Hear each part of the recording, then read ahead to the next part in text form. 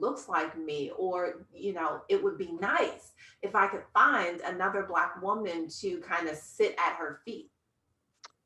I love that. And gosh, I love what everyone shared. And I think as we talk later, one of the books I'm just launching is The ABCs of Racism and Reconciliation. And one of the things for me through all of this is the church. I really wish the church had been more realistic for me through divorce, through breast cancer, through younger.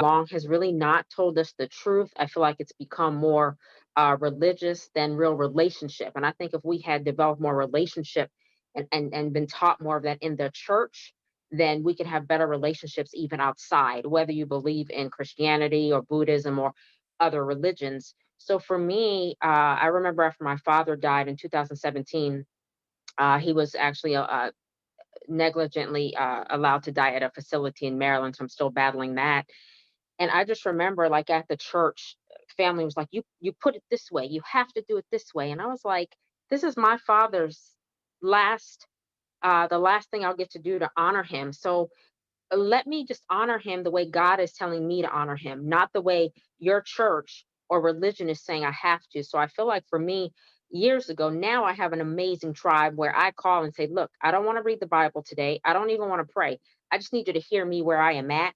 But when I was younger, no one talked to me really about my mom, even, walking with God. They didn't really say, "Hey, people in the church might hurt you." Just because they're in the church, they may not have it all together. I think there's a false sense of what we get in the church. And the other thing is being able to understand that we are the church outside of the four walls. I think we do so much in the four walls because it's been safety for us. Back in slavery, we came together, and Sunday morning is still the most segregated place in some ways in this country. So for me, I would have to say my faith. I could say financially also, I love what everyone else has shared, but the church and religion and faith, I wish someone had talked to me more about relationship than religion as I even now go through things. So that would be one of the things. Thank you so much for that. And that's really what this discussion is all about, creating and building those relationships with one another, because that becomes the platform and the foundation for everything that we do in growth. And if you are just joining us right now, we are in a very powerful discussion around Black Woman Confidential, Secrets of a Black Woman on the Rise. We are here at the Black CEO Iconic National Convention, and we have brought some amazing women together to have this very personal and intimate conversation, because all too often what we recognize as Black women is that our voices are silenced for so long, and we hold so much in. When you think about just even the masculine versus the feminine energy, femininity is all about being that receptacle. It's about the holding and the nurturing and the growing of things. And a lot of times what happens is that the growth happens in the dark, right? When you think about a seed, it's planted in the ground, and we don't know what's happening down there. We don't see all of the chaos and the confusion and the busting out and everything. All we see is the seedling come up, and we're like, yay, right? And sometimes that's what it feels like for Black women. No one ever really pays attention to all of the chaos. All they see is, did the dinner get put on the table? Did the kids get off to school? Did you make it to work with some semblance of your hair done and everything? And not everything that it took in order to get there. And I was reading a post from a girlfriend of mine, Dr. Toni Moore. She is a brilliant attorney. And she had a post that she put on Facebook, and she said when she first went into a law firm, she would notice that the white male partners would nurture and mentor other white men, and the white female attorneys partners would nurture other white women.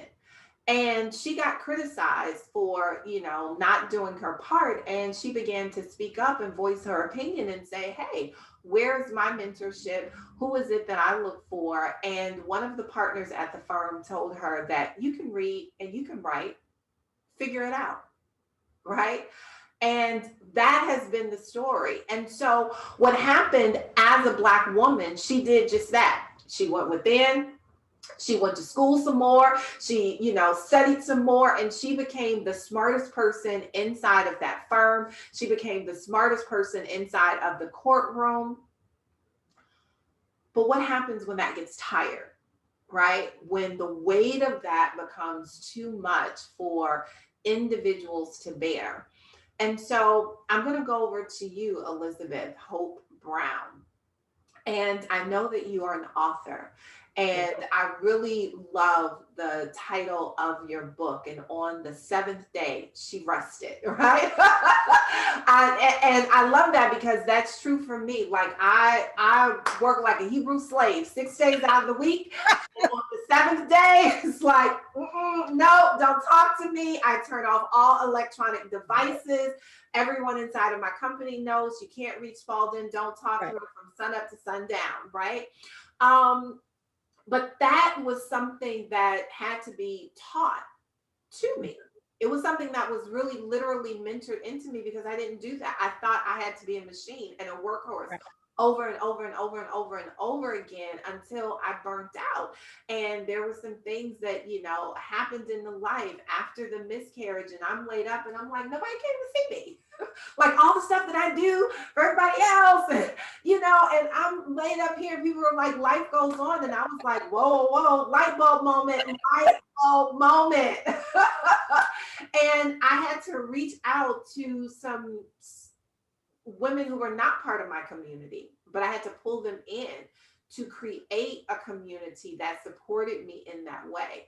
So Elizabeth, I'd like for you to kind of talk about some of the things that may have happened and who you see yourself as being, right? That woman who mentors another individual. Tell us a little bit about your experience. Yeah, I'm about to explode. I wish I would have went first because you all have spoke some things that I could have just been piggybacking on. Like, yes. I think you just did the She Rest journey in a nutshell. Some people took it like blasphemy, like She Rest. I'm like, no, because if you know, like E.R. Spalding just described, you know exactly what I'm talking about. If you've been that person avoiding burnout, you've been that machine trying to do all things to all people. And then when it's your turn to need that, it's not there, So I created 6 characters trying to be realistic or fictional, create characters that were very practical that everyone on this Zoom call and that's watching could relate to. And it was difficult because I had like a Moby Dick in mind because I could go so many places as a mom, as a director now, as a social worker, as a wife. I got married at 22 to a preacher who became a pastor. He decided 5 years ago this wasn't a good match. And so the last 5 years, the book finally launched. It was something 30 plus years ago I thought to do, but I made sure to give that preacher wife, Monica, a voice. I made sure Trioko to give that woman who was in that environment who didn't feel understood. I was remiss. I live now in Georgia, where I was born and left when I was 3, grew up in Sacramento, California, been in 29 different states and out the country 10 times. So I've been around a lot of people who misunderstand me, my passion, my energy, my intentions, my motive, So I think it was you, Tiran, we're talking about finances and money. I went to college at a Black HBCU, which I loved the experience that I could not afford. And I wish someone would have told me about the difference between public school and private school, the difference about living on campus and living off campus. Mine have gotten through debt free, and there's a way to do it. And you don't have to be poor. You don't have to be into projects. You don't have to necessarily be low income. You keep your grades up. You keep good character. You volunteer. There's a way to do everything. But as a director, when I got divorced, I found myself in a situation. I went back to work full time. I had been doing all the things I'm doing now for free as a pastor's wife in the church. And so when God blessed me to do my job that I do now, I'm like, I can get paid for this to still build healthy families, to still encourage other people, to still speak life and say, sis, it's okay to not be okay sometimes. You can't be all things to all people. I had to give myself permission to turn my phone off and get some rest.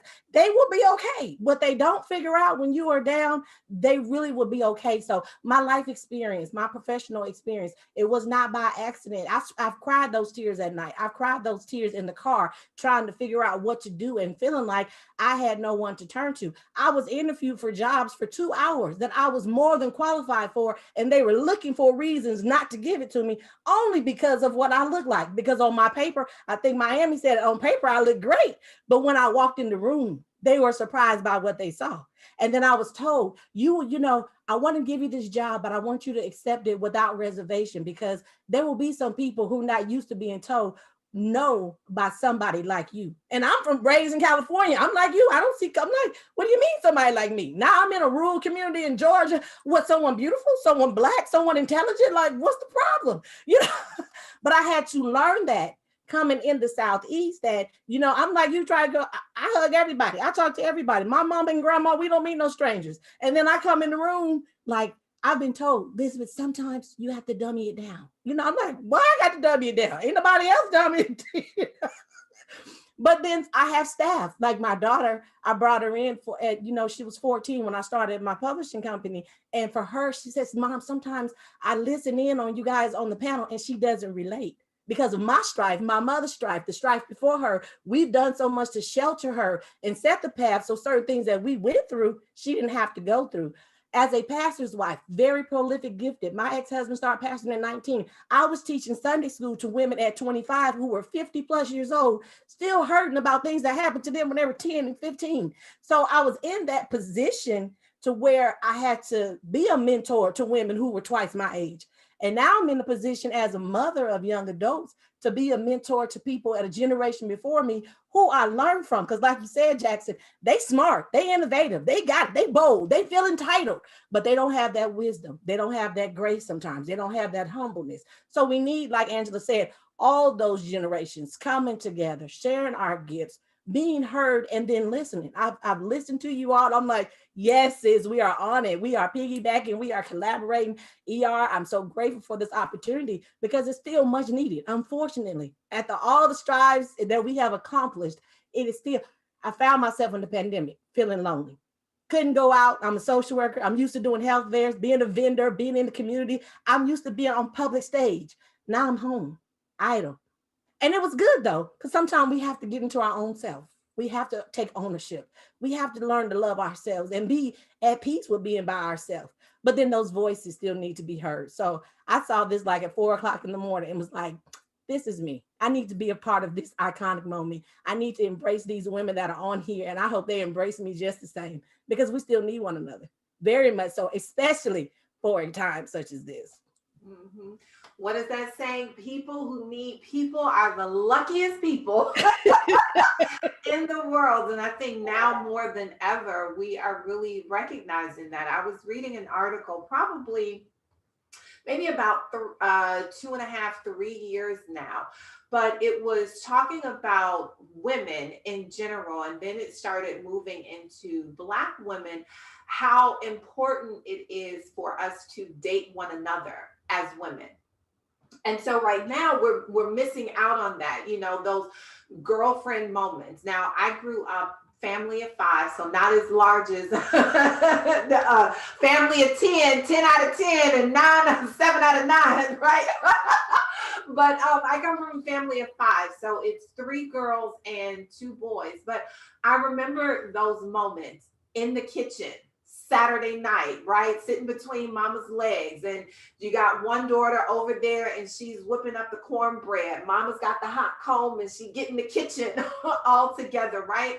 But we carry these rituals into our adult lives when we really don't recognize it. And so the kitchen being the heartbeat, right? So when my sisters and I get together, it's like we're, you know, exchanging, we're dating one another, but we're just standing around in the kitchen, right? What you cooking? What you got going on? But it's having those meaningful moments. And then also unknowingly, right, when you're with family, passing down the history and the traditions, because I have a sister who's 7 years older than I am. So there was a generational gap. I'm 7, she's 14. She's like, you know, mom was like, well, you can go, but you got to take your baby sister. And she's like, what?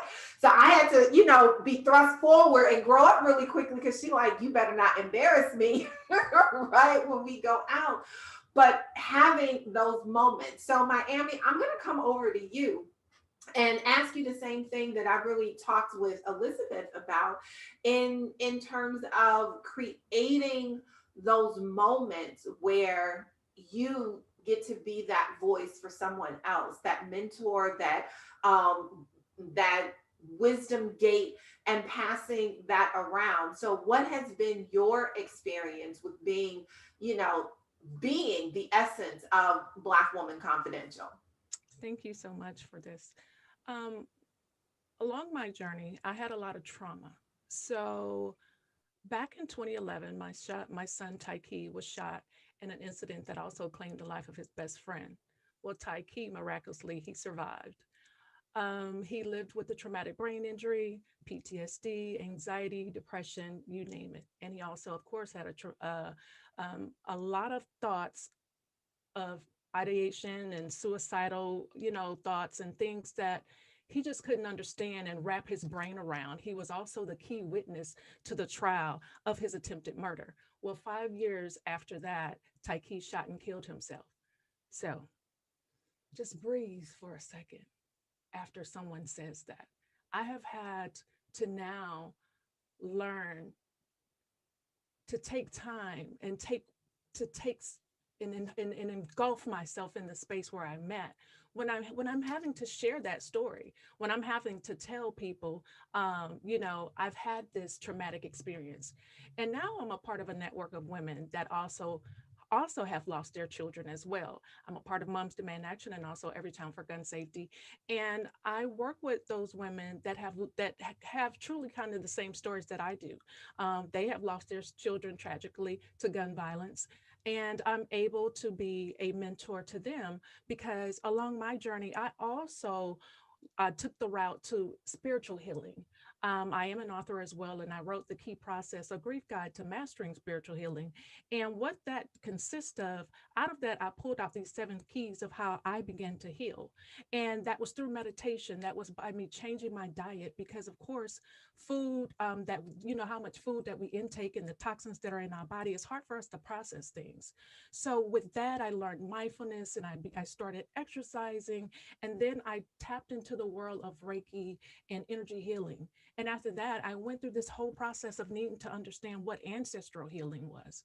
And when I started doing all this work, I started defining my purpose.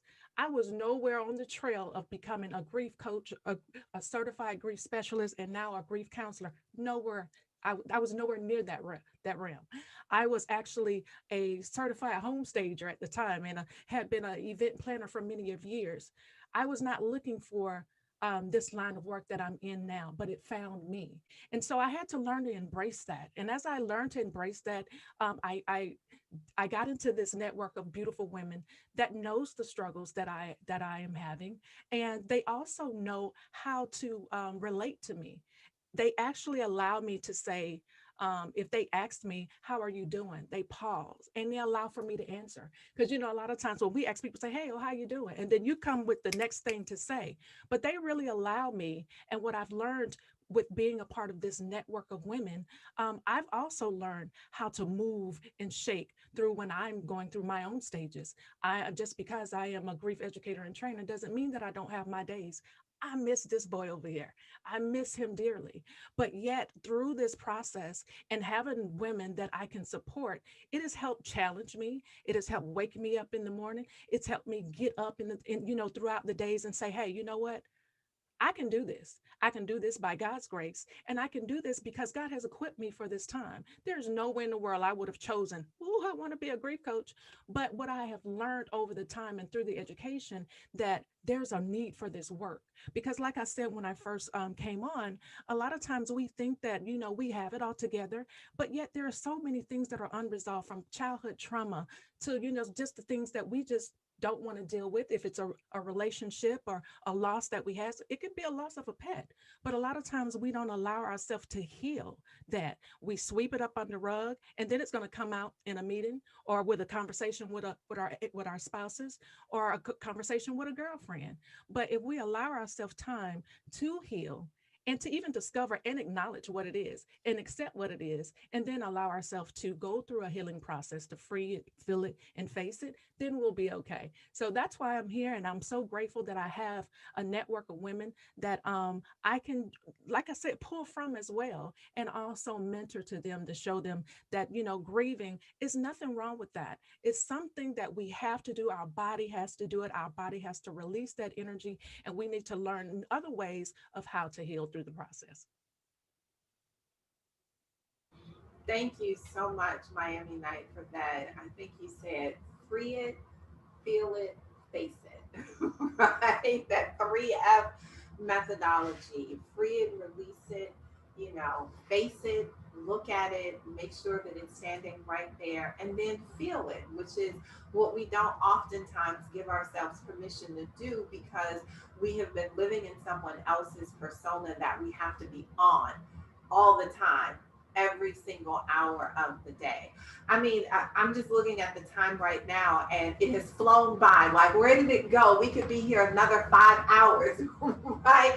Having this conversation. And certainly we want to be here with you. But as we continue to go through the conference, make sure that you get over to freebizgifts.com, connect with these ladies. All of their social media information will be there because you may find your sister circle with one of them. Hopefully, in this conversation, the ladies will stay connected here because I just see some phenomenal things coming as a result of it. Black Woman Confidential has been something that has been near and dear to me for a very long time. And we are actually having Black Woman Startup, that is, we are having our conference next month. And the theme of that is Black Woman Confidential. So we are urging everyone to become a part of that, register. It is a no cost event, but it will be talking about the secrets of Black women on the rise in business, in life, in love, in leadership, in all of the places that we find ourselves. One of the things that I am a big proponent of and for is that all of the different hats that we wear, that we begin to integrate them all together. Right? Because what would happen as Black women is that we would find ourselves, and I know for me personally, if you would ask 7 different people if they knew E.R. Spalding, they would give you 7 different personas of who she was, depending upon if I was in a work environment, if I was hanging out with my girlfriends, if I was over here with my husband or the children or in the spiritual space, right? All of these decompartmentalized things. And really what I learned is that the best version of who I am shone through when I was able to integrate all of those together and allow individuals to see the complete me, the authentic me, the graceful and the gritty, right? the grand and the not so grand. And so if I were to leave you with the number one secret, it would actually be a quote that I hold dear to me. And it's a quote by Richard Bach. And it is, you teach best what you most need to learn. You teach best what you most need to learn. That has certainly been the case for me. And so, as an entrepreneur, I find myself teaching and training and being in spaces for the things that I need to learn the most and continue to grow and deepen. And that is the relational wealth between women, that is the empowerment of the woman's voice, and that is the strength that we find when we go within and then create the courage to go out there and explore it with other individuals. And so, as we begin to wrap up tonight, we are going to go around and ask each one of our esteemed panelists here what is the number one secret that they would like to leave with you as sisters on the rise. So I am going to start with you, Monica, and then we'll continue to go around. Wow, thank you, man. Everything that everyone shared tonight is just, I can't wait to be connecting with these women long after this conference I want to piggyback on one of the things you said, because I agree. We're not supposed to be siloed. We were not created to be siloed. There are narratives and things that have forced us to be siloed, whether we're in the room, outside of the room. So just this healing, and we've all talked about, my healing, the loss of a child, loss of a marriage, but just the healing in our community. If we don't begin to come together and bring our strengths together instead of always tearing us down for our weaknesses, our healing is not going to be what we need it to be. So I just really, the healing, it takes all of us, not just the village, but it takes all of us to embrace the healing to become the communities we need to become forward. So that's what I would leave with each of us right now. So I would sum that up as your number one secret is being heal ourselves, and we'll find that we heal the world. Yes. Right? All right, Elizabeth Hope Brown, what is your number one secret? My number one secret I learned was I was created on purpose and with purpose. There's nothing new under the sun. And as I've gone through things and learned to express about the things that I've gone through and found my voice, I'm very sociable, but people can misinterpret that you could be an extrovert and introvert at the same time, because I'm very clear on what I'm saying when I'm talking to people. And I tell you what I want you to know. But it's okay to not be okay sometimes, but it's always okay to be you. And I learned after years of life and trying to blend and trying to modify myself to comfort others is that I am who I am on purpose. And what is that purpose? I had to figure out and then walk boldly in it, regardless if I was walking with a multitude or walking by myself. So that's my one thing is you are you on purpose. And for whatever reason that you've gone through, what you've gone through is for a reason and a purpose. And then walk in it boldly and without apology, because no one else in the world can be you, like no one else in the world could be me. So the purpose, being me, being uniquely created, without apology is what I encourage people on the She Rest journey and in life. I'm like you, Spalding. I had to blend all those characters and personalities together. And when you know me, I may be in a different mood, but the core me is always the same. No secret about where I stand. So Absolutely. On purpose and walking with your purpose. Great. Troika, what is your number one secret? My number one secret is it starts and ends with me. I mean, everything that I was looking for, everything that I was afraid of losing, I found in me. Everything that I thought had been taken away from me, I already had. Everything that I started using things that people use to bully me. My mom had to tell me I was being bullied, number one. They're trying to bully you, girl. I was like, you know what? I like me. And I had to learn, I learned to trust me. And I love the idea of finding other sisters. When you found other sisters who've done the same thing, because then they're not intimidated by you being that way. If you know who you are, and if you love you, they're not intimidated by you being that way, and you'll know it because you can feel it. It feels like this panel.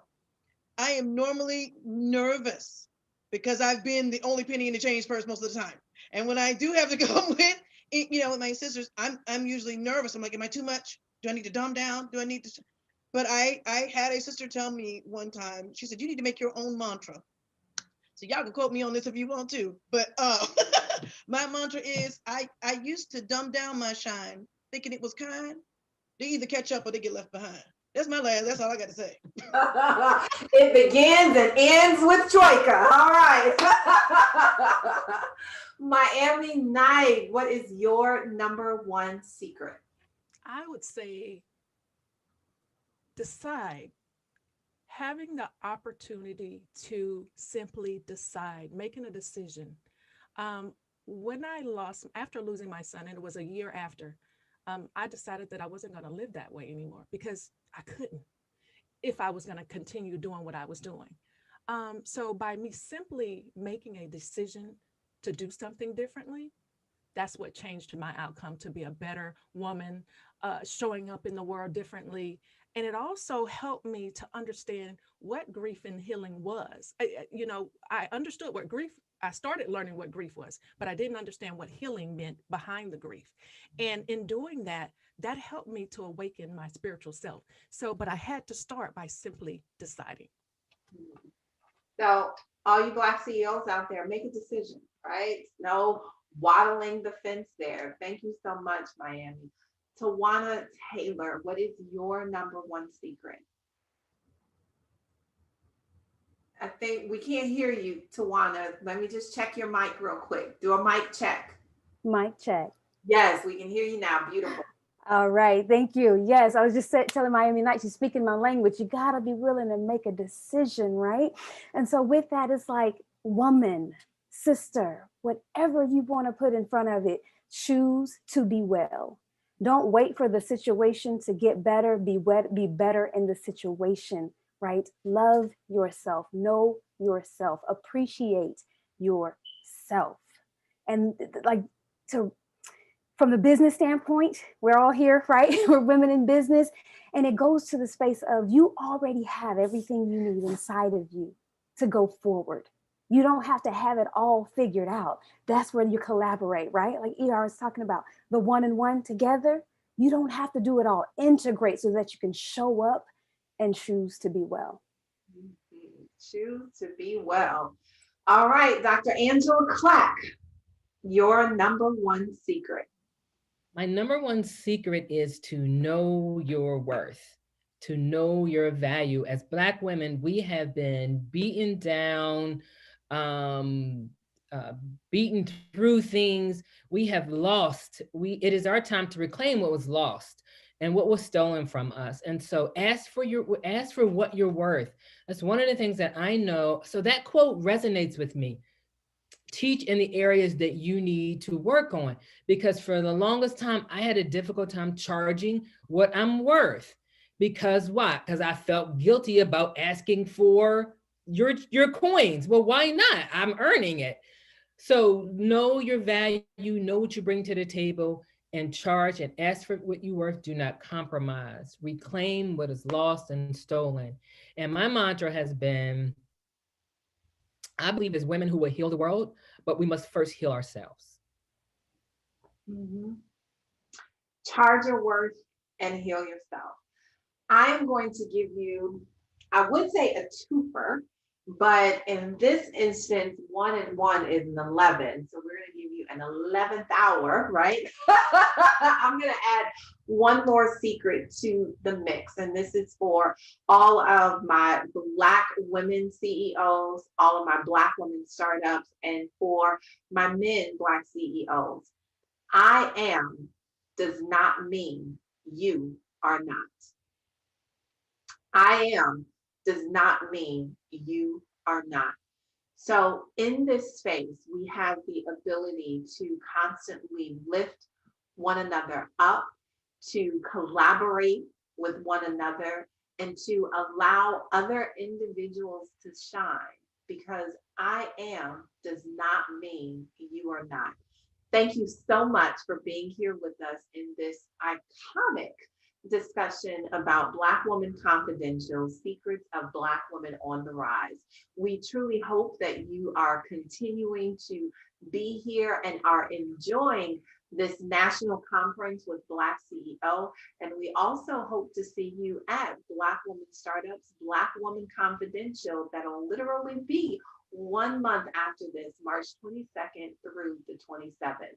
So with that, we will say bye-bye, auf Wiedersehen, shalom, whichever language, but this will not be the end. And we're gonna do this in true Black CEO fashion. So anytime we come together and we get ready to leave the room, we do a countdown from 11 and we count backwards.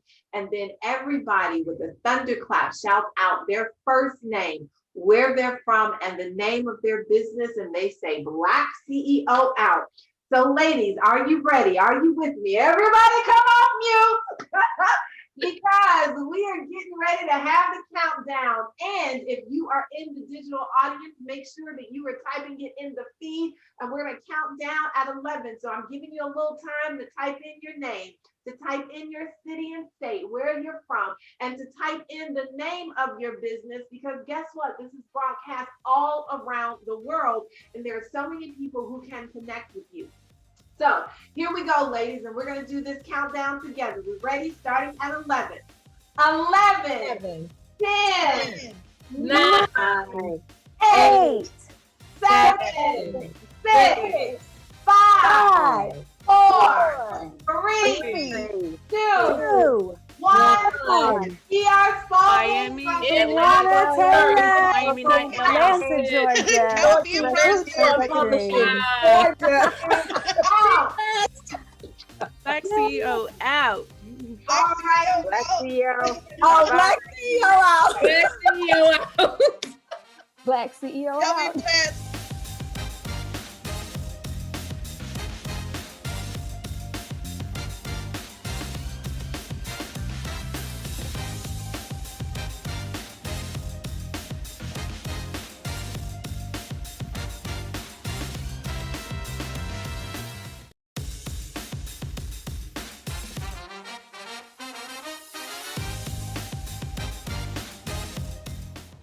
Once again, my friends, my name is Robert Antoinin, and you are listening live to Black CEO's premier event for 2021, Black and Iconic.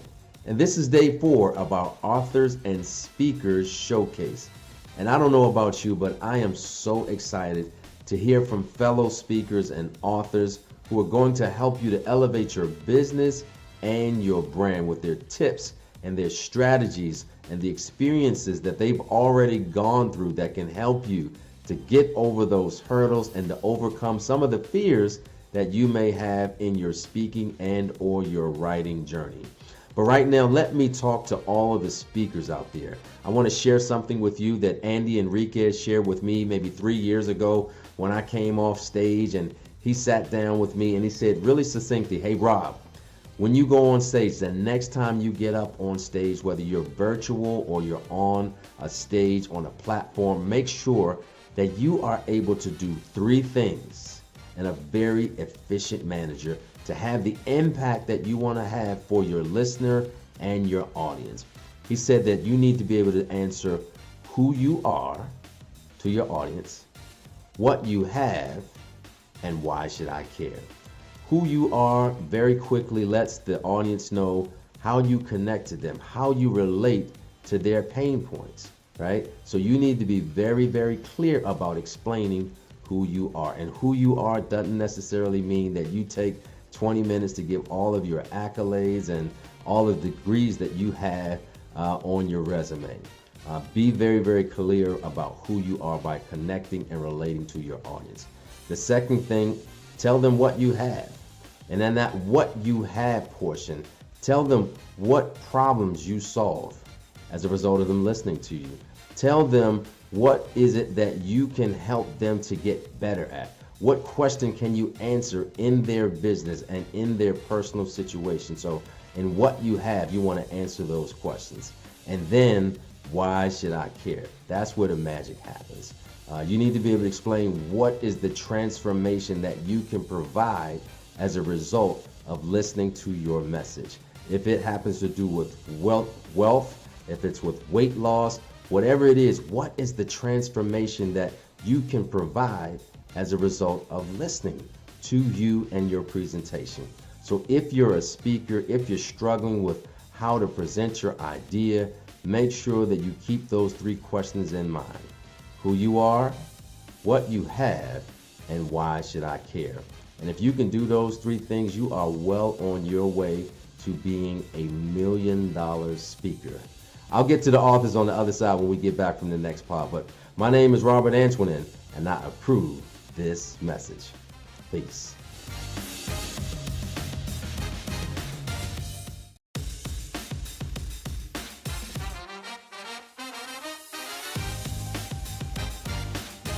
Welcome to Strawberry Letter 55.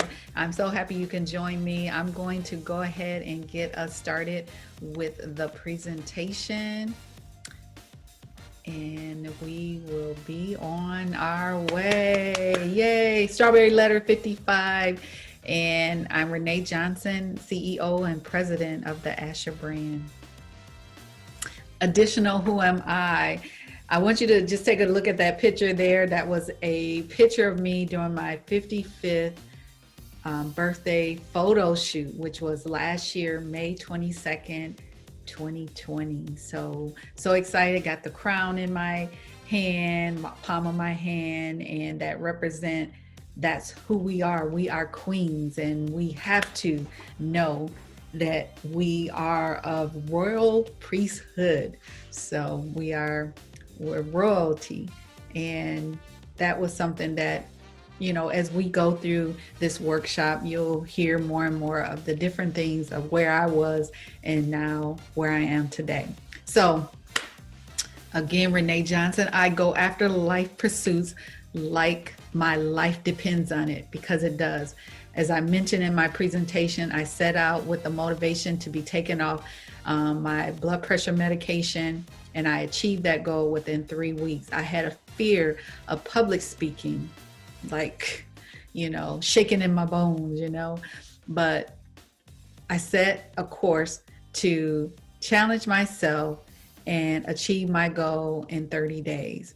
I was always unsure of myself, second guessing and questioning every decision and choice of words that I selected, until one day I found out that people just want to hear from your heart. So if you speak from the heart, it's going to reach the heart. Don't worry about anything else.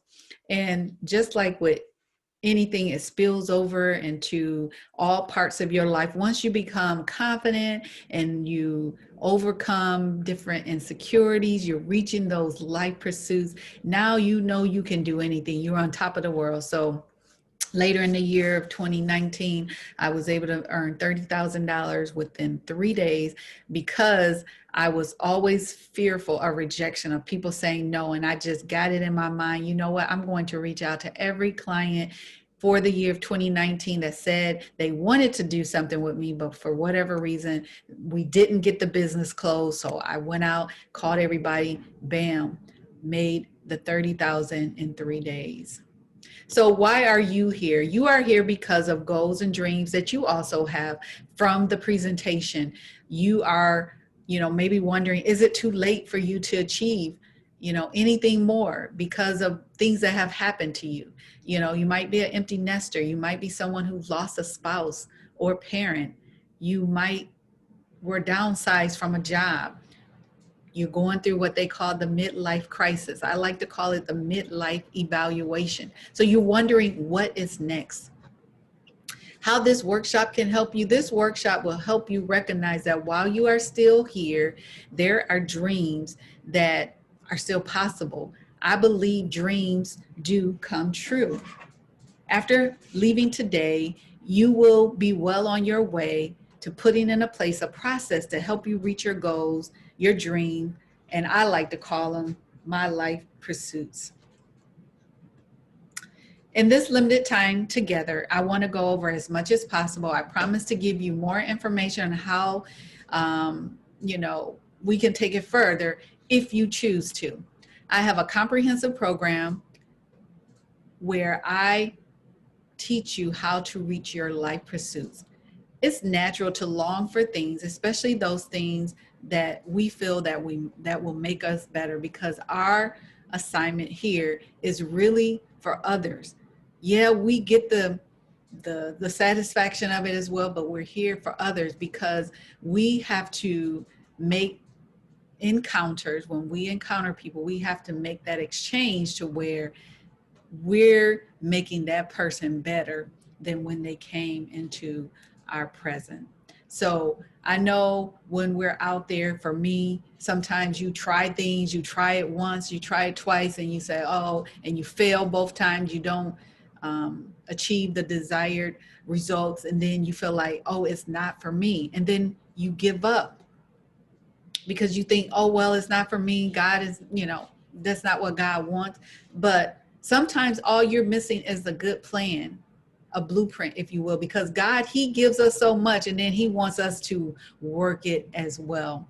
So our belief system plays a big part. We're impacted daily from things that was filtered into us when we were children, things that we have processed internally from our environments. All those things make up who we are, and sometimes they could be preventing us or impeding us from soaring and doing all those great things that we should be doing. So we have to go through and kind of analyze and process all of that. So this 6-step process is going to help you. And there is a 7th part to it, and I'll go over that at the end. But if you follow this, you will be able to achieve those life pursuits just like I was able to. So we have 6 components of a letter. That's all it is. Very simple. When you write a letter, I know when you were younger, when writing letters were in, as far as communication, now we got the cell phones, we got the digital email, but letters were so special, so personable. And I remember young, before I, got married, met my husband, I had a boyfriend that was in another state, and when letters would come, you get so excited. And so that's what this letter is. It's going to be something so important, and that we would cherish it, greatly. So 6 components: the date, the address, the salutation, the body, the closing, and the signature. None of those terms are unfamiliar to us, right? So on today, 4 things on this agenda today. We're going to spend time identifying life pursuits, defining the letter components 1 through 3, which is your date, address, and salutation. Assessing your environments, both inner and outer, that's the component 4, that's the body. Strategizing and creating the blueprint, that's the component 5, which is your closing. And then committing to the plan, which is component 6. What's next? So important, the $1 million question. Identify 1 or 2 to 3 things that you feel are of importance to you. We're going to give you 2 minutes. I see, it's 3 to 5, but for the sake of time, I want to make sure we have enough time at the end. I want you to be thinking about, in your workbook, there's a spot for you to write down those life pursuits. An example for me was to conquer the fear of public speaking. So that's 1. To get off my blood pressure medication. That's 2, and to reach my sale goals, my quota for the year of 2019. I want these goals to be those, and I even need to, stop myself, these life pursuits to be short term, things that we can accomplish maybe within 12 months. I think going out for 2 years, 24 months, you can stretch it, but I want us to look at these in short term, because what I believe, when we put those big audacious, those hairy audacious goals out there for a long period of time, it's going to be more difficult to reach, and then sometimes we're going to get discouraged. So if we get those small victories in, those are going to allow us to push us to the next, because we're gonna feel good about those small victories, and then they're gonna turn into bigger, like the snowball effect. So let's look at things. I had one as short of a period as 30 days. Maybe it's 30 days, but go ahead and take the time, give you 2 minutes so you can write out in the workbook those life pursuits that you want to pursue over the next 12 months. Okay?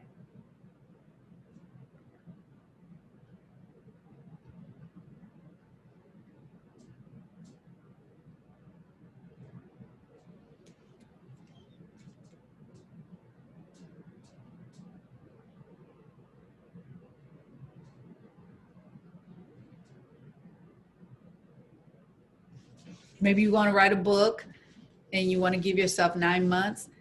9 months is a very important amount of time frame. I think of a baby. It takes 9 months for a baby to develop and to be born. And so this is now that period of birthing, then you'll be into the laboring, and then the baby is born. So could be something that's out for 9 months. But I guarantee you have something that you can work on that's going to help you become better, and then also helping others. If it wasn't for me in those 30 days of going Facebook Live, I went live, Facebook Live for 30 days straight for a half an hour every day, just talking about different subjects for 30 days. And at the end, I was now no longer fearful of talking publicly in front of people. So, and I wouldn't be here today if I hadn't done that. Okay, one more minute.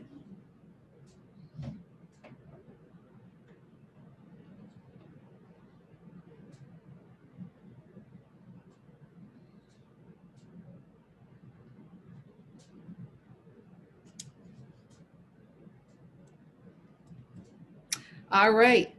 So the date, we go to the date of this letter, and that's where we have all corresponding supporting verses that I wanted to go with each component. The date is Habakkuk 2:2, write the vision and make it plain. When we put a date on something, that is marking its place in time. So that's what we're doing with our life pursuits. We're going to make sure that that date is noted.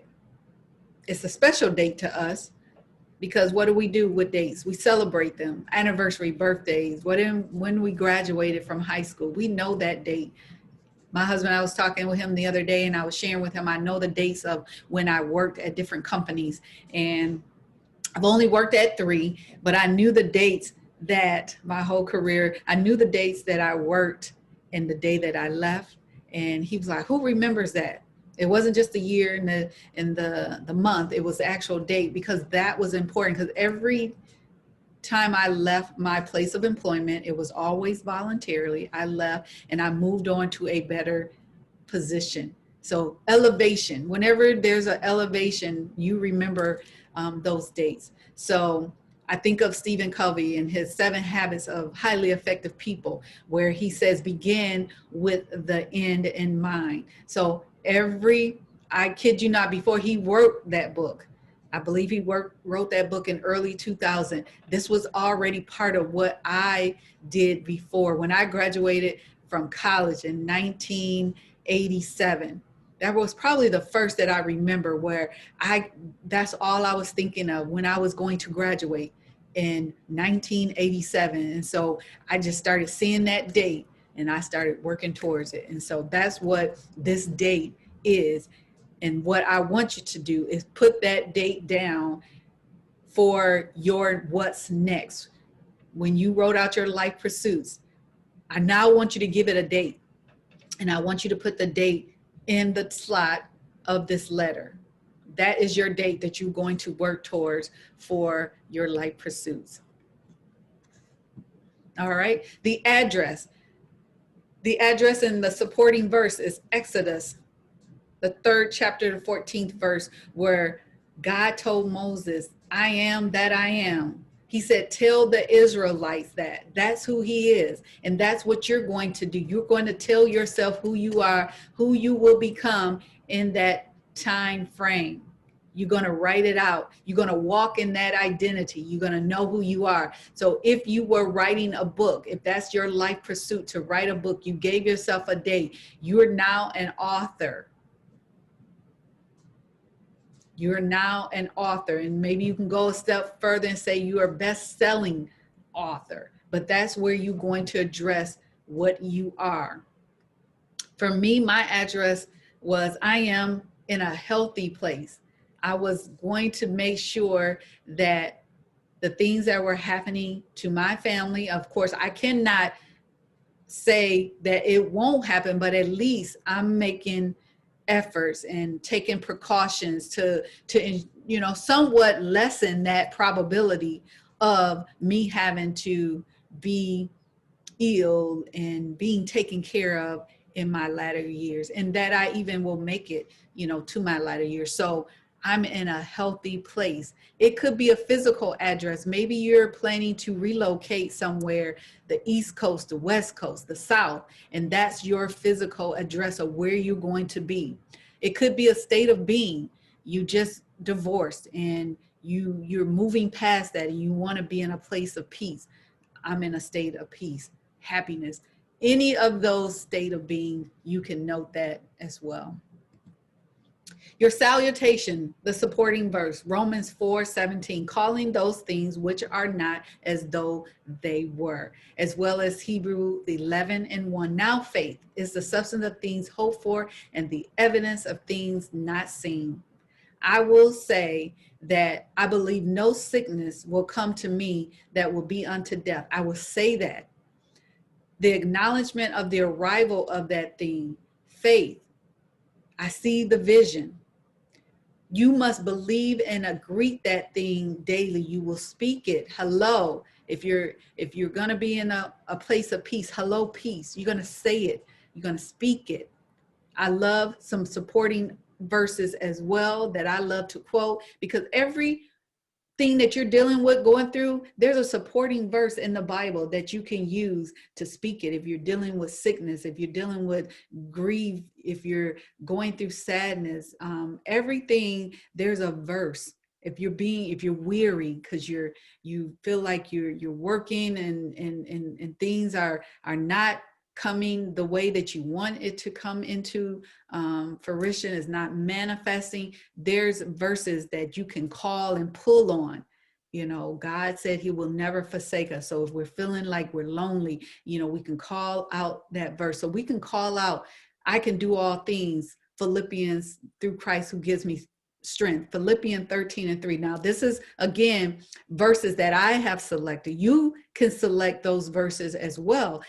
One of my favorites all time, John 10:10. God said that he's come that we may have life and have life more abundantly. That verse just means so much to me because that abundance is here on earth. And that abundance is not money, it's not always monetary. It's more too of mental. I can have an abundance peace. Peace is everything to me. Peace, and I know most people, as they get older and older, how much they value their peace more than anything. So I make sure that is protected, my peace. So God wants us to have those things. And if we speak it and we say it, those things will come to pass. The body. So the body of the letter, we know when we're writing, that is that's the meat of the letter, right?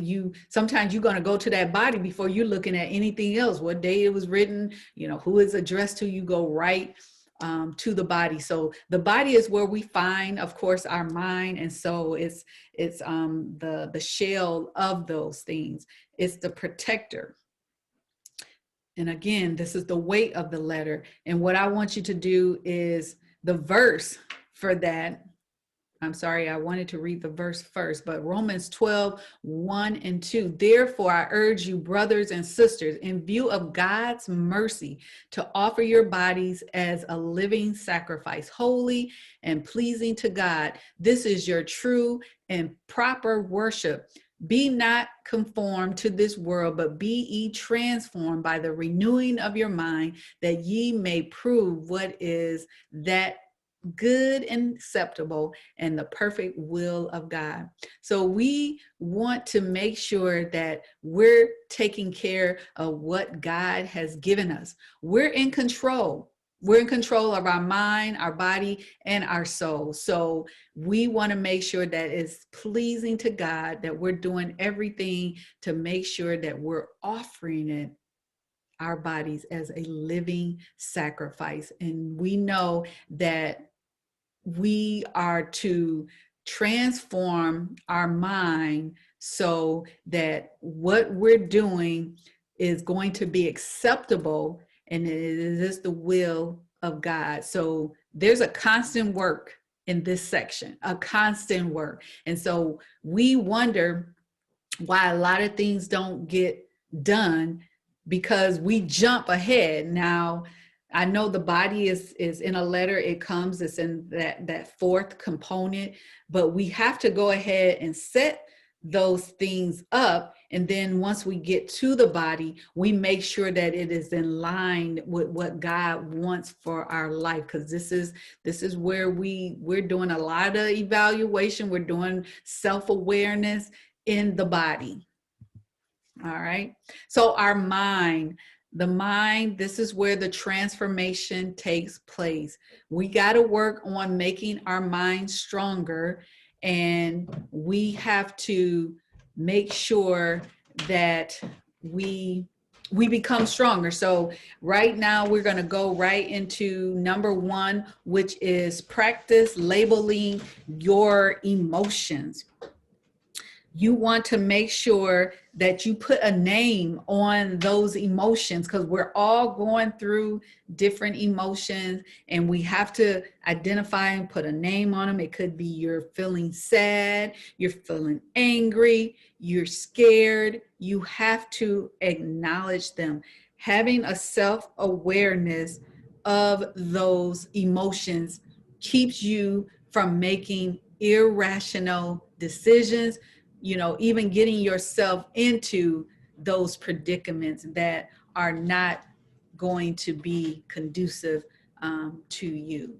So number 2, establish healthy ways to deal with uncomfortable emotion. We have to learn how to cope with our emotions. I wish when I was younger that I understood how all that worked. Sometimes I remember, I would get angry and, sometimes do things, say things that I really wouldn't want to or wouldn't have ordinarily said, but because I was acting out on the emotions. And so also when we don't label and deal with them, we can, in a healthy way, we can do things that are counterproductive. So you think of retail therapy. A lot of people feel like, oh, even girlfriends will call me up, I need to go do some retail therapy. But then we go out and we're buying things we don't really need. We're also buying things that could put us in some type of financial situation. We're charging things, racking up credit cards. So we got to make sure that we establish healthy ways. And so some healthy things we can do is, how about start a project? You can buy some type of board with some markers, crayons, and, and start creating, start drawing. You can go and read a book, get a book that is going to, yes, it's going to cost you something, but at the same time, it's going to help you and develop you. You can start a garden. All those things are healthy ways of dealing with those emotions. Number 3, you want to identify and replace unhealthy thought patterns. You probably heard of that stinking thinking, right? You want to make sure that you get rid of that stinking thinking. You want to do away with self-fulfilling prophecy, saying things that you want that will happen, and they will happen. I remember when I would get up to go and speak at an engagement or something, I had to speak, and I would always think in my mind, oh, I'm going to mess up. I'm going to say something. I'm going to do something wrong. And then it happens. But if I would to get up and say, I'm going to crush this presentation, I'm going to leave these people speechless, then those things will happen. So I have to start changing the way that I think. And then number 4 is take positive action. So now I'm saying it, now I need to do it. You heard of, a person that's walking the talk.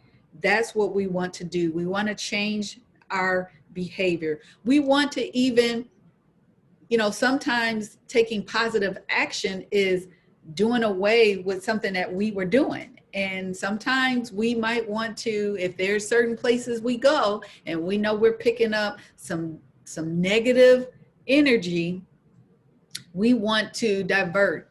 We want to go in a total different direction. So sometimes we may have to change our environments to change our actions into positive actions. And then 5, we want to give up the bad habits that rob us of our mental muscles. So we want to make sure that we are going places and doing things that don't put us in places where it's depleting us, because we will end up not in a good place, not being able to operate and not being able to function because we're letting things break us down versus build us up. So that is your mind. So important in setting your life pursuits and meeting them, because if we don't have a transformational mind of changing the way we used to do things, we're going to find ourselves back in those same patterns doing the same thing. So we know what insanity is, you know, doing the same thing, expecting different results. So we have to make a transformation of our mind. So our body is that body, yaddy, yaddy thing.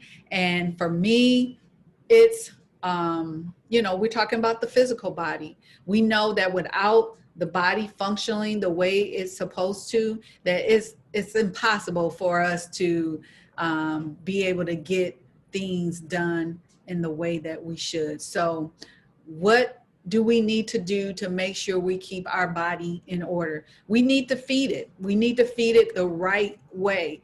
Feed it, give it what it needs, the nutrition, the vitamins. We have to make sure we're eating healthy. We have our fruits and vegetables. Certain things you have to stay away from. One thing that I took out of my diet was milk. And I used to love milk. I love milk. I would have milk, you know, with my cookies, you know, and that's another thing I had to give up. I would do cereal, my milk, just love me some milk. And I know most people thought that was kind of weird because they were like, who loves milk? But I had to give it up. I give it up. And now I do just almond milk. So some of the things that you have to do, you just have to give up. You have to replace.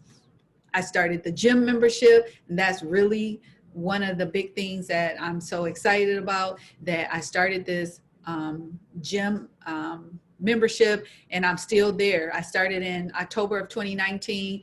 We're now first quarter 2021. So I'm still there. Your annual exams, you have to go and see your doctor. You cannot think that you're going to be okay.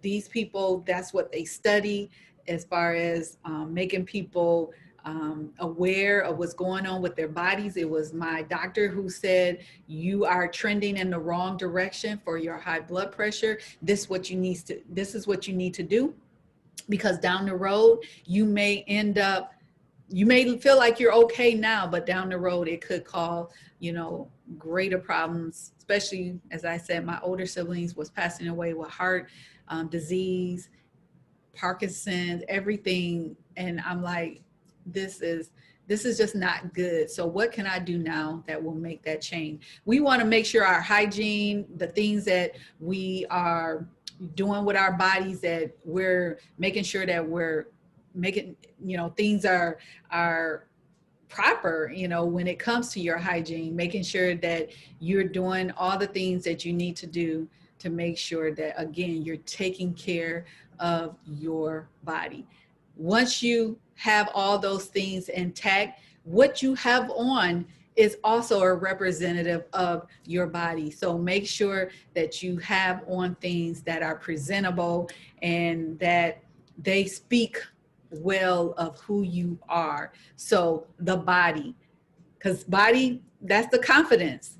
You know, for me, that was everything. That kind of just did a whole lot of things to make sure that I am walking in the way that I'm supposed to walk. Okay, so the soul is everything. What does the Bible says? What does it profit a man to gain the world and mess around and lose his soul? So we don't want to lose our soul. We want to spend time in nature. That is so wonderful. I spend my outdoors, especially when spring hit. I can't wait, because part of my exercise routine is outdoors. Right now, I don't do much. It's all inside, but spending time with nature is kind of like the air. It's like God just kissing you on the face. I mean, it's just wonderful. I just was able to talk to God, and I always had some type of message that I'm listening to, some type of podcast I'm listening to as I'm walking and I'm talking with God. So spend time in nature, whether it's going hiking, whether it's somewhere in the mountains, whatever, but outside, that's just so critical. A soul journal, devotion. I mean, that is something that too, I started a gratitude journal. If every day you're thanking God and writing down all the things that you're grateful for, what a difference that will make. So make sure that you start the journal, the devotions, and then also go on a date by yourself. Some of the best lunch dates have been with myself. I'm there and I'm really being appreciative of who I am, and I'm just spending quality time with me. And they say if you don't want to spend time with you, why would you think somebody else would want to spend time with you? So enjoy that time too. I mean, I went to a fine dining restaurant and I was in there by myself eating, enjoying myself. It was for dinner. I never thought I could do that. I just never thought people did that, but I do. I go and I spend that time with myself. Take yoga classes. Those are things that really give you, I did a little bit of yoga, not a lot, but it's refreshing. There's other types of classes, Pilates, maybe that is something that you could do, but just being able to get away and stretch and just feed your soul. Meditate and pray. You cannot go wrong with the meditation, with the prayer.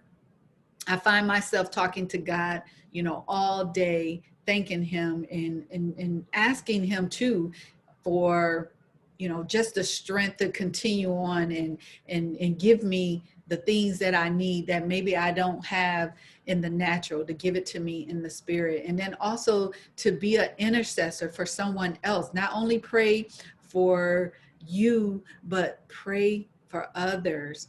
Travel. Now, I never travel, but I know there's a group out on Facebook that's all they do is travel. And a lot of people, women, I see that they're on those trips alone. And I would imagine that it has to be probably an exhilarating feeling to just be able to go in some unknown country, land, and you're by yourself. My husband and I, we travel together all the time. So that would be not something I would do, but it's still something that if you are single and you are, in a place where you're at a road and you're trying to decide, what's next and how do you get there, that's a great time to do that. Now,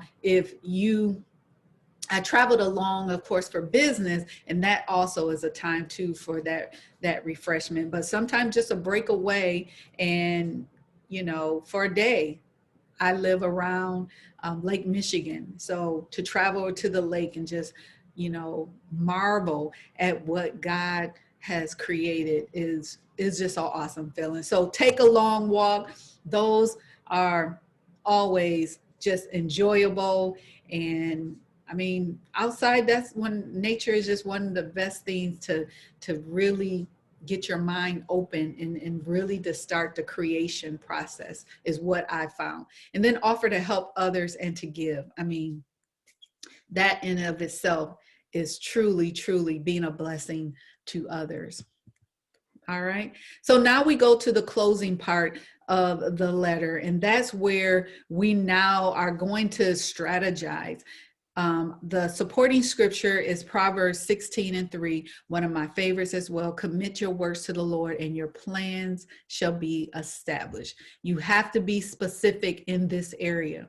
So I want to come off blood pressure medication. That was what led me to the gym. So now I'm saying I want to come off the blood pressure medication. In the beginning, I was saying I want to be healthy. Now I'm being specific of what I want those things to do. And then this is all under different categories because I'm kind of like, I got different life pursuits, but under that blood pressure medication, I may put also, I want to lose 20 pounds. So in addition, I want to lose 20 pounds. And then I'm going to say that to help get to that, I'm going to work out 30 minutes each day, 30 minutes a day, every day I'm going to work out, okay? And then to help me too with the weight, I'm going to make sure that all food, excuse me, has been eaten by 6 p.m. So now that could be the total plan, or that could be just parts of it. I didn't want to go into the in-depth plan for me because there are more pieces, but that's the start of it. When I wanted to overcome my fear of public speaking, I decided to go Facebook Live 30 days straight. And I was out there every day for 30 minutes, every day. 30 minutes Facebook Live, and I had my own agenda. I had different subjects that I talked to. I formed a group, a Facebook group, and it was just women. And it was 30 days before my 55th birthday. And I wanted to bring women along with me to maybe they had some life pursuits, some goals that they wanted to achieve. And so we met, and we also reviewed every week. They let me know what their goals were. I let them know what my goals were. And we held each other accountable, and we met once a week to make sure we were on track. And so if you were writing a book, would you say, I want to write a chapter every 4 days or a chapter every week? I'm not sure. I've never written a book. I'm not sure how many chapters you want in your book, but you would know that. And then if you are wanting to open or start a business, I will work on my business 1 hour a day. So that's typically if you're working already full-time somewhere and you're not going to just quit and start that job, but you're going to give yourself an hour a day, and then you start breaking it down. What will you do in that hour? Will you start writing up the business plan? Will you go and do your research? You know, all of that should be very specific so you can measure it to make sure it's done. So when you get to the evaluation time, you can know what your progress is, how well you're doing. So you have to stay on top of this. Every week I was doing an exercise and so forth. I was taking pictures of myself and seeing where I am and where I was, you know, previously. So this is where you strategize, and what you're going to do is the closer, because it's what's going to seal this whole letter up. All right. So then we go to the signature. And on this one is Matthews 18 and 19. If two of you agree on earth, and that is where if you have someone agreeing with you, that is enough for things to work out and for your prayers to be answered. So we have the signature where this is where we're going to commit. We're going to promise that we have the highest level of commitment and loyalty to fulfill the above life pursuit. And we're going to sign this letter. You know how we sign: respectfully, sincerely, with love. We're going to give that letter a signature.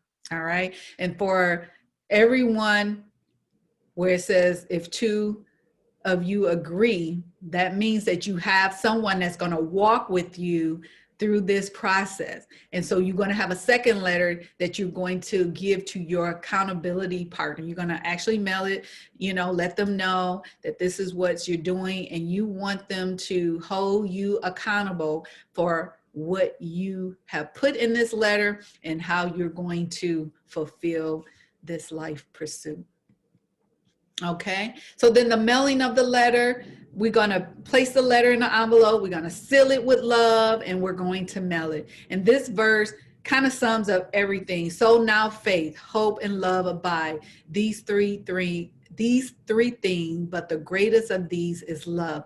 Because what did I call this? A love letter to self. This is because I love myself. I want to fulfill everything that God has placed in me. I want to make sure that when I go to my grave, that I'm empty, that I have fulfilled everything. So what better way than to say that you love yourself than to go ahead and make sure all of these life pursuits are fulfilled. So I am healthy and whole. I speak this every day. I'm consistent in what I do to stay healthy. So this is me. I took these pictures just last week, and I'm in the gym every day. I make sure that after 6 p.m., I'm not eating. My diet has changed. Certain things I do not eat. My husband, he's like, I can't believe you're not eating that. No, I know to stay away, from those things. And I still get enjoyment from the things that I do eat, but there's just certain things that I will not eat. Now, do I have an occasion where I may treat myself, because I think everybody should not be depriving themselves of something that they enjoy. So if it's something that I like to have occasionally, I will, but I will make sure it's always, in moderation. All right. So 55 years old, I can help you reach your life pursuits. As a life coach, allow me to walk with you on your journey. Let's continue the conversation.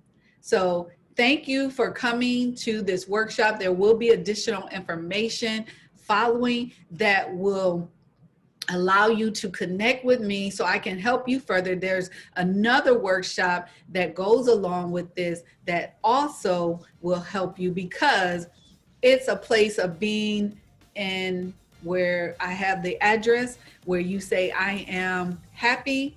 That's also a state of being. And so I have a workshop that deals with that, because you have to be happy, and that happiness is within, and there's nothing outside of you that will fulfill that. So I invite you to join me and we continue the conversation. All right. So again, thank you for joining me at my Letter 55 workshop. God bless.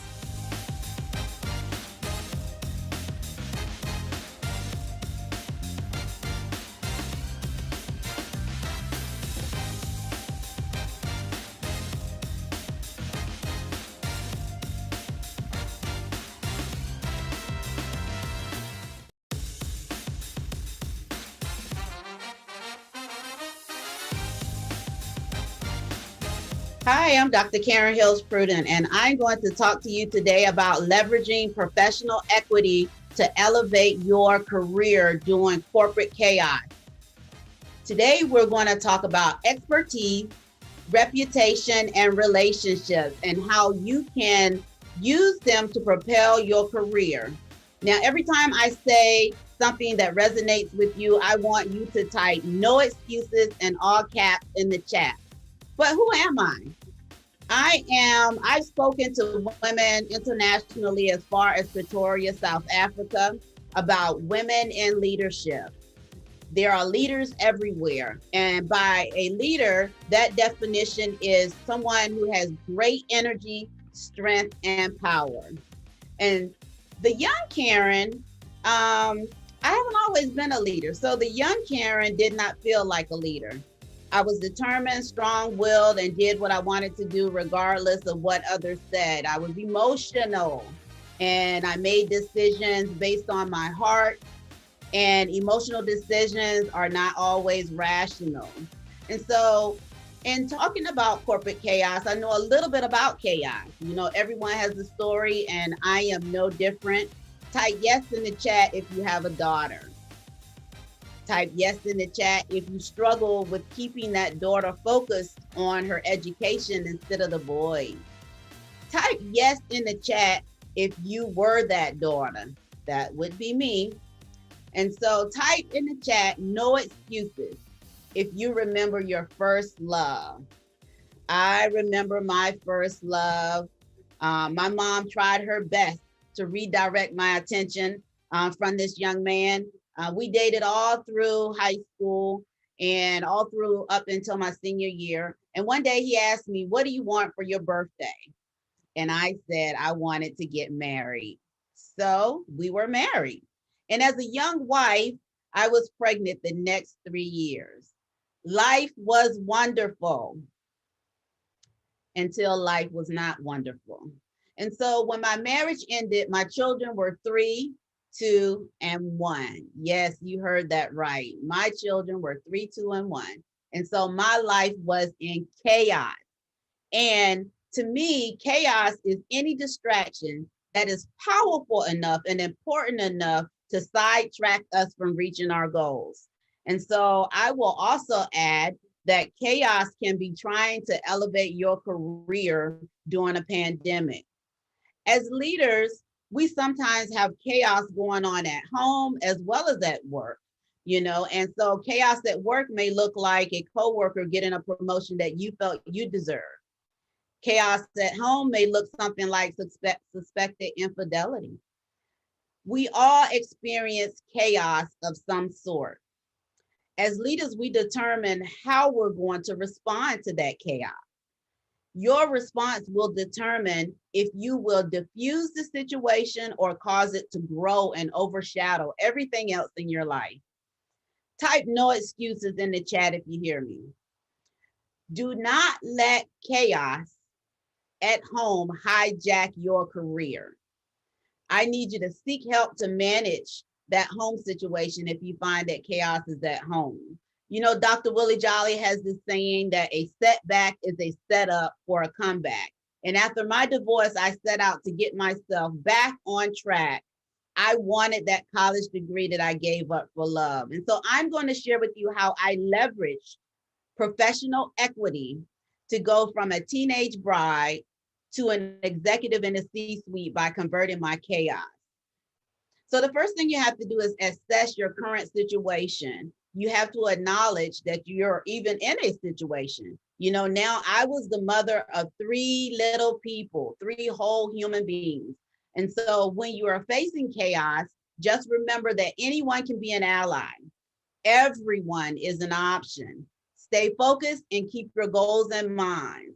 Leaders do not lie to themselves. No, you have whatever it takes to propel yourself to the next level. So stop delaying your progress because of pride and because of guilt. You are sometimes ruling people out whose heart has already been touched to assist you. Now, chaos can show up in your professional life as well. It did for me. Professionally, I was told that I would succeed my boss. My boss had been working for the organization about 45 years. Was told that I was her successor. We had worked together about 14 years, and so after I was informed that I would be her successor, 2 years went by and still she had not retired.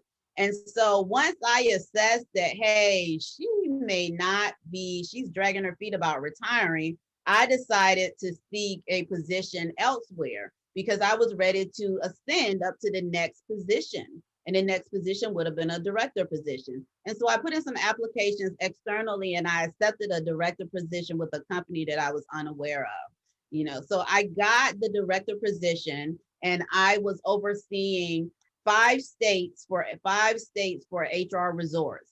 So HR resorts in 5 states. And so, but 2 weeks within that new position, they changed my position. And then I found myself, I was overseeing 12 states.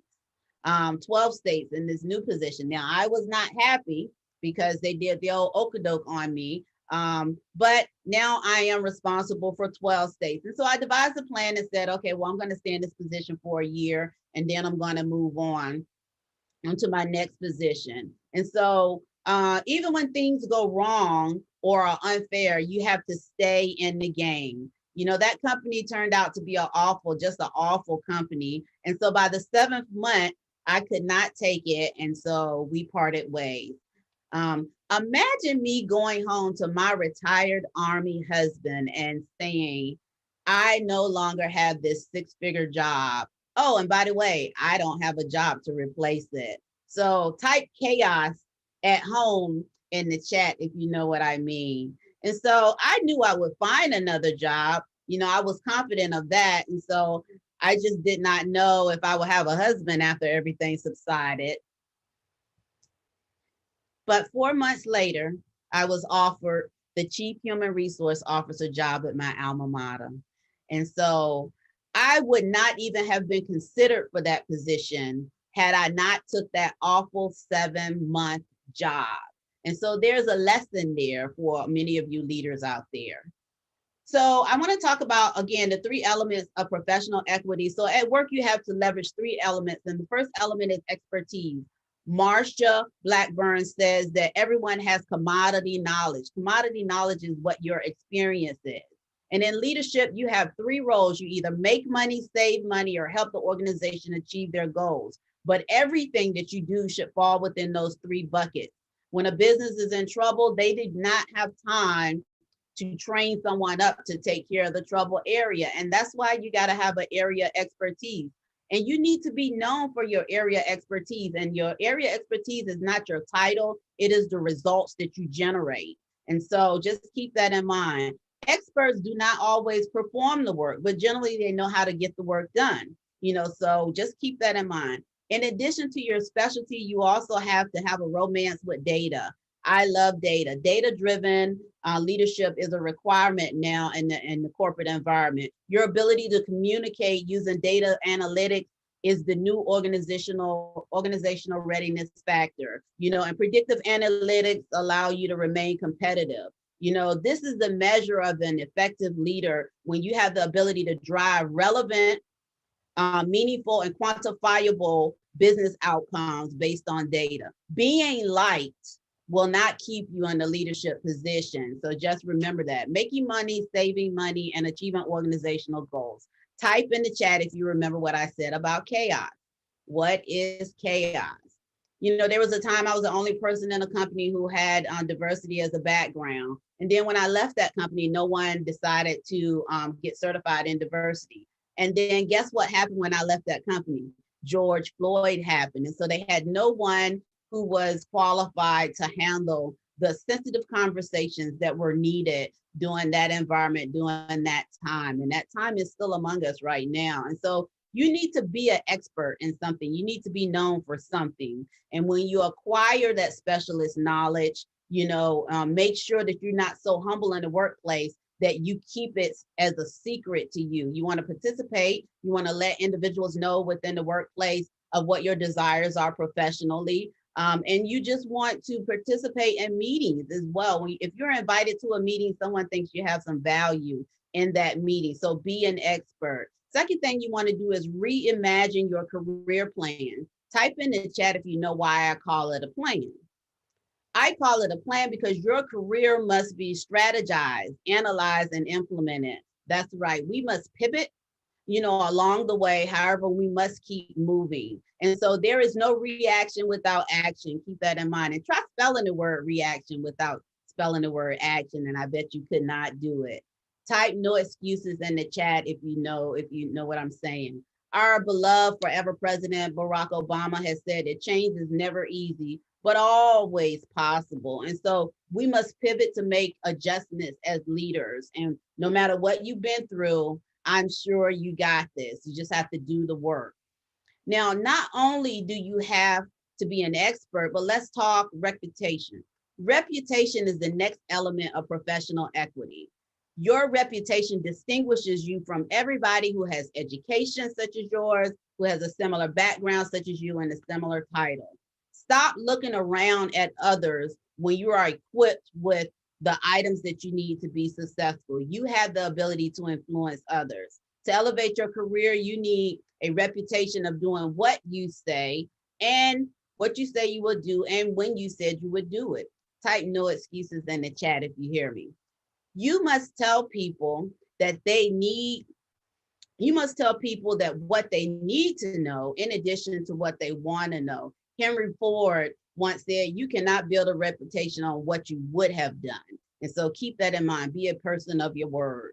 Third is execute by any means necessary. I did not say any means necessary, is every means necessary is really what I mean. Every means necessary is the ability to pivot. And so however chaos you have, whether it's personal or at work, it's never that far away. And so you must have the ability to pivot so that you can keep moving forward. So let's talk about distractions. Sometimes you have to just separate yourself from certain people to elevate your career. There should be some no excuses in the chat just on that, just about separating yourself from people. When I was working on my doctorate, I could not go to every gathering that I was invited to. At first I tried, I would go, and then I would stay up all night long trying to write a paper. And that was crazy. So leaders know how to prioritize. You know, those events were not that important, and, you know, not so important that I had to stay up all night and try to complete them. And so your priority is to elevate your career, regardless of what is going on around you. You know, Les Brown said, accept responsibility for your life and know that you are responsible for changing it. Remember, hard work and persistence are the main ingredients to career elevation. And so social events are distractions, and social events can also be career derailments. The third factor is relationships. Relationships are a major factor in elevating your career. You cannot do it on your own. You cannot do it by yourself, leaders. You need others to value what you bring to the table. You need others to speak on your behalf when you are not in the room. You need others to tell you what is being said or done when you're not in the room. Solid relationships require time. And relationships have to be established even before chaos ensues. And so I am encouraging you to network beyond your bias. I need you to network with people of other genders, network with people of different ages, and network with people of different races. You know, Stephen Covey has this quote saying, trust is the foundational principle that holds all relationships together. And you have to be trustworthy to sustain relationships as well. Professional equity, expertise, reputation, and relationships are what holds your career together during corporate chaos. These are the elements that you can use to leverage your professional career during corporate chaos. In closing, you elevate your career by assessing your chaos, reimagining your career plan by using your reputation, relationship, and expertise, and executing by every means necessary. You know, I have a free gift for you. And if you're interested, just email free gift at prudentglobalbusinesssolutions.com. Type BlackCEO in the subject line, and I'll send you a template to help you in your career. I am Dr. Karen Hills Pruden. I am known as the career elevation expert for female professionals seeking senior leadership positions. You can find me on Facebook, Instagram, LinkedIn, and Twitter. You got this, leaders. No excuses. Make it happen. If you believe anything that I've said here, type no excuses in the chat. Thank you, BlackCEO, for having me.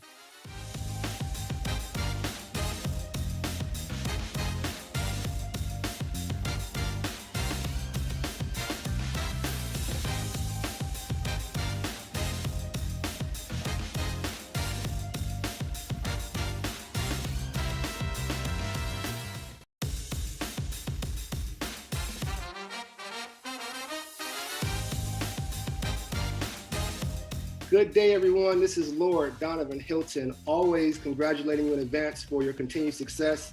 And thank you for joining us today to discuss how you can continue to be the top executive that you are and will continue to become. So I just wanted to show my face real quick because we're going to jump right into the story, the takeaways, and the free gifts. So let's go ahead and jump into this presentation.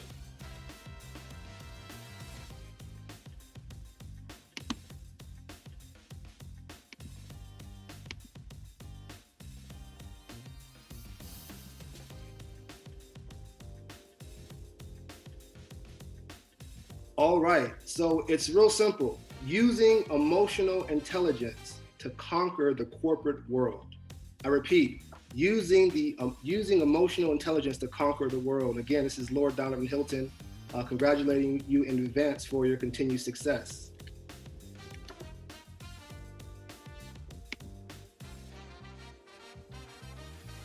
So what we're going to accomplish today is just three simple things. First, I want to share my story, which is my journey of becoming a respected community engagement and business development expert and consultant. While I share my story, I also want to deliver 6 takeaways that you can actually begin to use in your practice of emotional intelligence to conquer the personal world and your life. And what I would like to do as well is make sure you receive a free gift and ensure that you and I are able to stay connected as the both of us continue to grow our brands. So before I tell my story, I just want you to keep in mind 3 key things. Everything that I do within my personal life and really within your personal life and your personal and professional experience, for the most part, we're managing relationships. Always keep that in mind. When we're going through our personal and professional lives, we're building our brands, we are managing relationships. And keep in mind, in my story, as I tell this thing, the value and attitude that I have for myself, the vision that I have in my heart and my mind determines my future.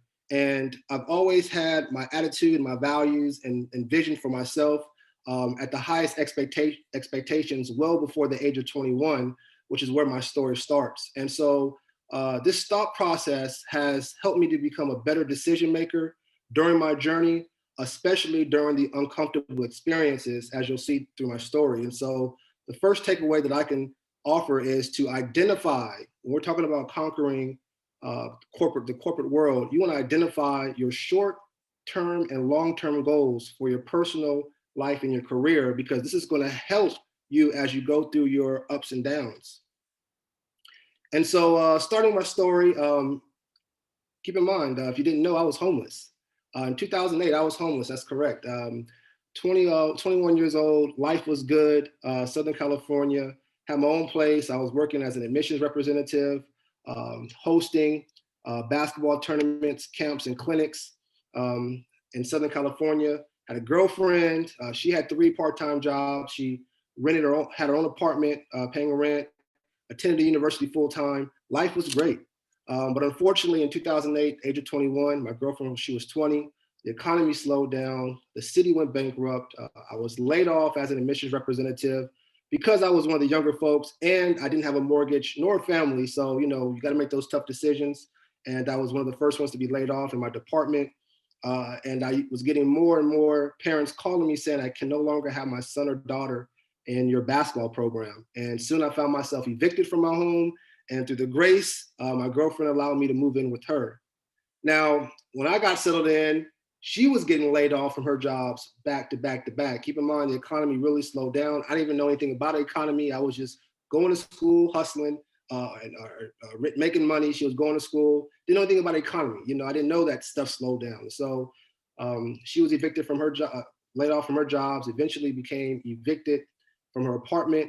Then both of our cars broke down and we found ourselves catching the bus, and we're like, what is going on? You know, we've never had any challenges in life. We've always tried to help and be of servitude. And now all of a sudden we're evicted from our places. Our cars are broken down. We're catching the bus and we're bouncing around from motel to motel and trying to find a place within, you know, between our families that are nice enough to open their homes and and so eventually my girlfriend's mom and sister found out about the hardships. They were talking to, my girlfriend and said, hey, why don't you guys come to Nashville? And so it was something that we've never considered, coming from Southern California with the beach, the Lakers, all that good stuff. But again, we found ourselves in a tough spot.